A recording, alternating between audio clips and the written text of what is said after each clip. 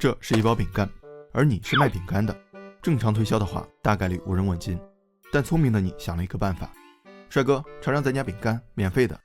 当他尝了之后，你再推销，他就不好意思拒绝了。他会主动脑补，拿了人家好处要知道感恩，不然别人会鄙视我，说我贪小便宜白吃白喝。不管你会不会这么想，他自己会先把自己骂一遍，跟面子比起来，几块钱就不算什么了。这也是心理操控技巧中最简单最常见的心理学原理之一——互惠原理。一般我们认为心理操控神秘高端，甚至还有点阴暗。事实上，当你被操控的时候，你根本察觉不到，甚至还满心欢喜想要感谢人家。谢谢啊！反过来，如果你有任何身体和思想上的不适感，就宣告了操控的失败。也正是这个原因，它在生活中几乎无处不在，所有人身在其中，所有人不知其然。很多你自以为理智的决策，只是自己的想法和行为被操控着润物细无声的影响了，所以心理操控又被称为社会影响力。好在心理学家罗伯特·西奥迪尼分析了大量社会现象后发现，任凭操控者的方法多复杂多奇葩，都是这6种心理学原理衍生出来的。下面咱们就聊一聊。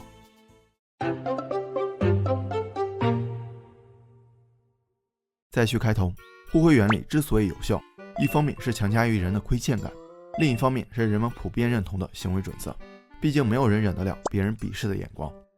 互惠原理还有个进阶技巧，相互退让。这次你连免费试吃都省了。帅哥，我这有电影票，5美元一张。放心，他肯定会拒绝你。然后你再说，那好吧，要不来一包饼干，只要1美元。这样一来，他买的概率就提升了。罗伯特·西奥迪尼，一个堂堂心理学家，就是因为这个方法，被一个小男孩推销了2根巧克力棒。然后他做了个实验，发现用这个方法比直接提要求的成功率高出2倍。当别人对我们做出让步的时候，我们也会下意识地退让一步，不然也会觉得有所亏欠。所以下次如果你向别人提出请求，但不清楚别人会不会答应，可以先提个更大的要求，等他拒绝了再提出真正的要求，他会更容易接受。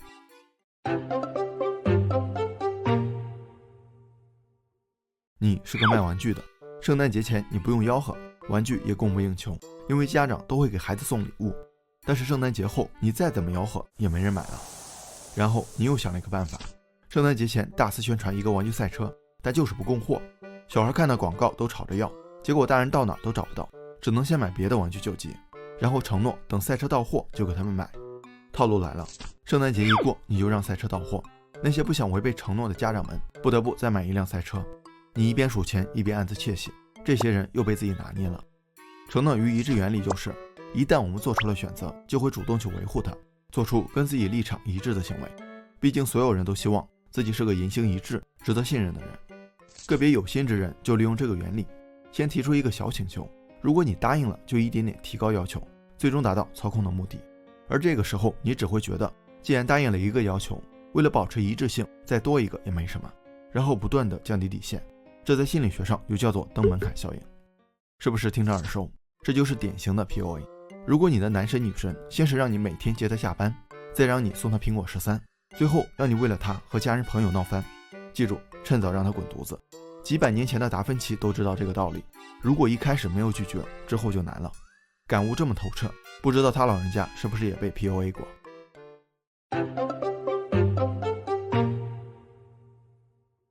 这天你走在路上，远远看到一个人躺在地上，表情痛苦。你环顾四周，也没有其他人。虽然犹豫，但你还是相信中国人不讹中国人，然后走过去帮他。第二天你又走在路上，发现又躺一个人，但他周围已经围了一圈人。这个时候十有八九你就不会再像前一天那样了，你会先看看大家的反应。这叫做旁观者效应，就是说对于身处险境的人，旁观者越多，自己被救助的概率反而越低。这不是大家麻木无情，而是人多的时候救人的责任被分散了。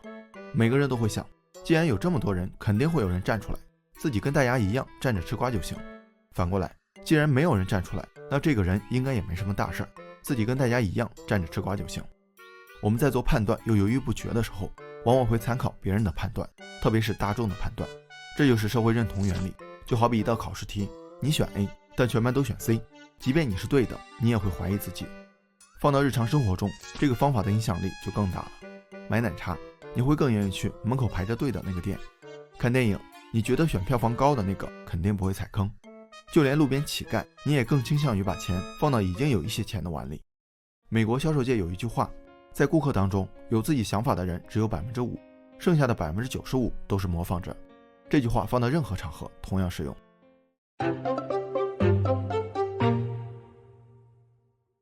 你是一名学生，这天班里要选班长，有2个学生竞选。张三这个人学习人缘都不错，管理能力也强。李四虽然实力平平，但他是你的好哥们儿，你会选择谁呢？相信大部分人都会选择李四，这就是喜好原理。我们喜欢一个人，也会爱屋及乌的喜欢跟他有关的一切，比如形象、观念、产品等等。一个典型的例子，有些明星塌房了，明明他做的事儿渣到极点，甚至触犯了法律，脑残粉还是会死心塌地的维护他。当然，我们偏爱自己熟悉的人也合情合理，但有些时候，一些陌生人也会利用这一原理，先取得我们的喜爱，再达到操控的目的。一般来说，我们喜欢一个人无外乎这几个原因：一、外表魅力。如果你长相出众，你会发现你在恋爱、职场、社交等场合都相对占优势。虽然每个人都不承认自己以貌取人，但研究表明，人们普遍会把一些正面的品质附加到长相好看的人身上，这就是光环效应。所以重要场合捯饬一下自己还是有用的。二、相似性。你打球就会跟打球的人在一块玩，你打游戏也容易跟打游戏的人聊得来。打造相似性是获得好感的重要手段，所以你在追女朋友的时候，给领导拉近关系的时候，投其所好往往比无脑砸钱效果更好。三、接触合作。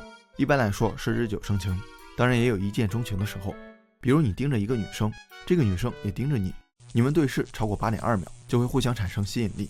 不过这是可遇不可求的，既要看外表也要看脸缘，而且看的时候一定要注意表现不能太猥琐。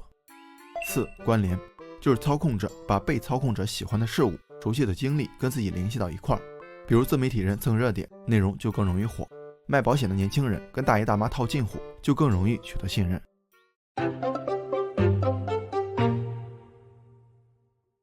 你被耶鲁大学的心理学教授米尔格拉姆选中参加一项实验，你在实验中扮演教师，另外一个房间有一名学生，你来提问问题，如果学生答错，你就要按下电击器。当然，学生和电击器都是假的，但你不知道。这个实验的目的是测试权威的影响力。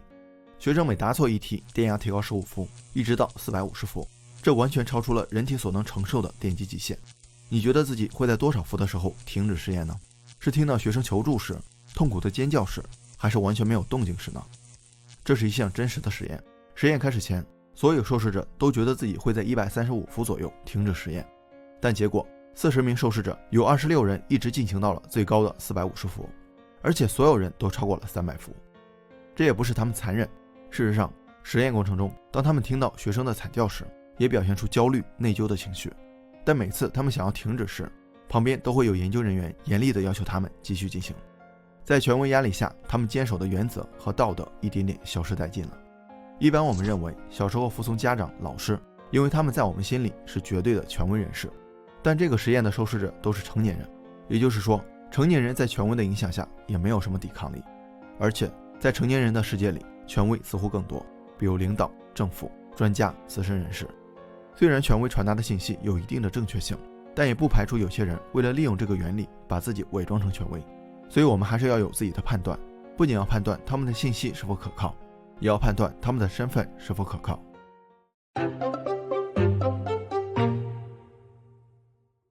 这次你是个主播，老板正发愁他那250个智能马桶的库存，你想都没想拦下了这个活。